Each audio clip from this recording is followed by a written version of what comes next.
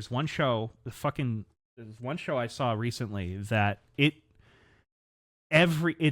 directed within an inch of its life. Mm-hmm. And it actually made me appreciate filmmaking again because of the amount of detail. Whoops, wrong. That's I'm not talking. Ah. And it was, I'll fucking say it. I don't fucking care. It was Heated Rivalry, which is the amount of parallels from beginning of that show to the end of the show. Things that will pop up. It's one of those shows where it's like if you blink, you're going to miss a detail that comes up later. Mm-hmm. Right? And a part of that is the film structure, or is the show structure. Since instead of it taking place over the course of like a year, no, it's fucking 9 years. Which blew my mind. I was not expecting that at all. So you go from these characters being, 18-year-olds going all the way to them being about 30 years old. And that's a long time. Yeah. And a lot changes in that time. So you see these characters become more and more kind of mature about who they are and what they want as the show kind of progresses.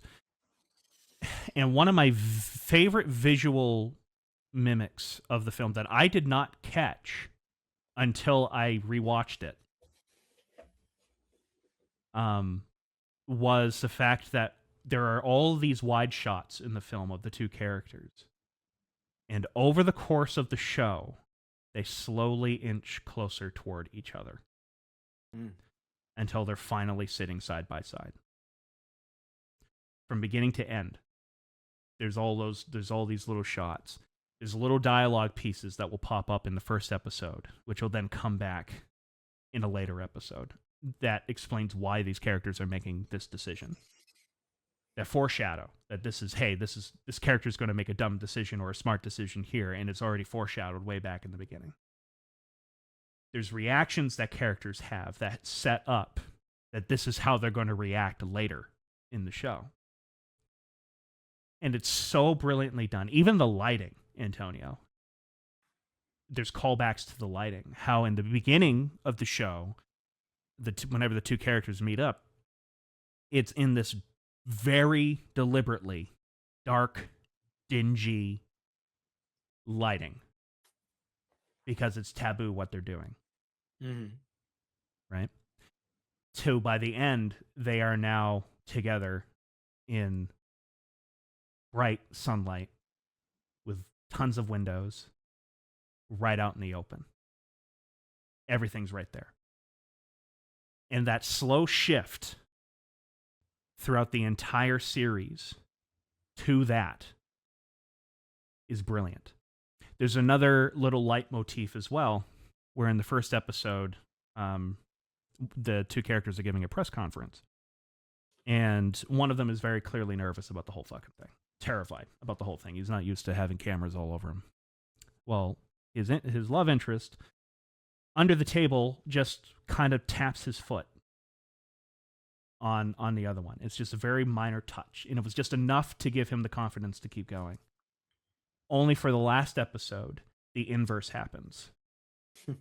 and I'm like, that's fucking what the fuck? Fuck That's you. Brilliant. Yeah. Stop that is fucking brilliant. And on top of that, the acting in this fucking thing, I did it again.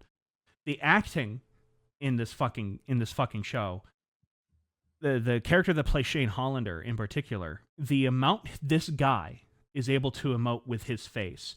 Because one of the biggest difficulties I've discovered with when you're adapting a book to a film is that the great thing that you have about a book is you get their internal monologue. Yeah. Movies, you don't have that. You have to tell it without telling it. You have to show it. Yeah. Or else it seems a little ham-fisted. Yes, very ham-fisted, which is usually what ends up happening, especially in something that has to do with a romance. With Shane, that actor, he doesn't have to say a fucking word. And the way how his eyes and his face will kind of contort ever so fucking slightly, you know immediately what the fuck he's thinking and how he's going about it. There is this the there is this one scene, and this is another thing that I want to talk about, and one of the reasons why I loved it so much is, I finally felt like it was an actual gay story, and not a gay story written for how women want gay men to act, which is very common.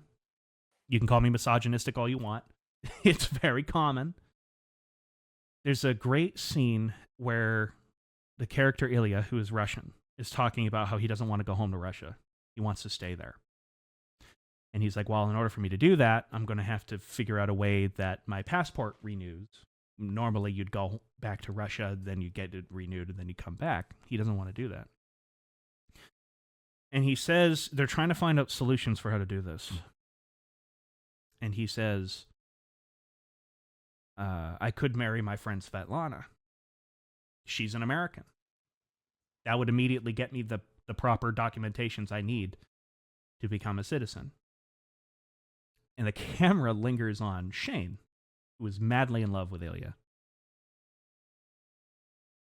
And over the course of this, you see him go from happy to angry to terrified. And you slowly see tears kind of welling up in his eyes. And he swallows. You see the character gulp. And he at one point asks, or he just tells Ilya, don't marry Svetlana, just don't. And I don't know what it was about how simple that dialogue was, but it fucking hit me hard. Mm-hmm. I'm like, this is the dialogue I like. The dialogue that I truly love, and you can, and I'm pretty sure you can attest to this, Antonio. The dialogue I write and that I love writing is usually the less said, the better. Yeah, Between two characters, because it always brings you so much farther when the character says something very simple that carries a lot of meaning behind it. Yes.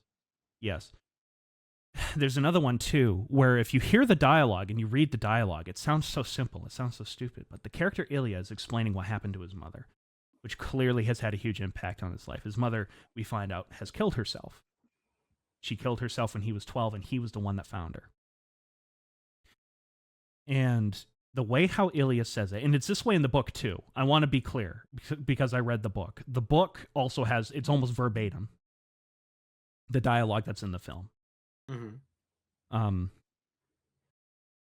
Ilya says he's being held by Shane, and he finally has the courage to confess this to him. He says after 10 years, right? After 10 years of them pining over each other until finally being mature enough to say, let's do this. He confesses to him, this is what happened to my mother. In the I have it written here. The quote is, she was so beautiful, she was so funny, she was so sad, and Dad was so tough on her. I do not want you to think she was weak. And there's something about how simple that is. Like, it's not some long-winded speech about how great his mother was, right? Yeah. It's not like flowery in its language, which is something that I often get accused of in my writing, not so much in the dialogue, but in paragraphs describing things. I get too flowery. Yeah. With the descriptions. But there's something about that dialogue where I'm like, that said more in just those few short bursts of sentences than you could have had an entire monologue on a page could have done. And I'm like, I love this shit. That's literally just concise writing. Love this shit. It's so good. And to compare it to something that I've watched that it might be funny to compare it to this, but a show I'll never shut up about. BoJack Horseman does the same fucking thing. We're gonna watch it, Antonio. I have it. We're gonna watch it. You and I are gonna sit down and watch it this year. I was gonna mention that. That's on my bucket list for this year. Good. Because, oh my god, the amount of detail, symbolism, and stuff that's like not, once again, stuff that's not shoved down your throat. Stuff that's like in the background, or like, oh, the intro's a little different this time. Usually you skip the Netflix intros. Don't skip this one. Oh yeah, uh you told me about that. There's something about the intros that you don't skip. yeah, just don't. One, it's just a great tune, truly. Okay. But also like it is a little important. But even there's this one scene that literally is one of my favorites in the whole show, and it's I think it's the ending to season 2. Mhm. And essentially Bojack is back to his home. uh I won't say exactly what he's been doing this whole time, but he's back to his home, and he decides that he's going to try to better himself after everything that's happened. And he starts by just going for a jog, right? Mhm. And funny haha things like he's jogging is like, oh my god, this sucks. Holy shit, why did I start going jogging? And he ends up like laying in the grass.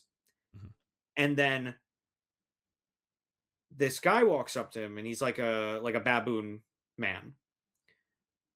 And mind you, this is a character that we've seen in the background, never had any lines, never said anything, not even involved in the story.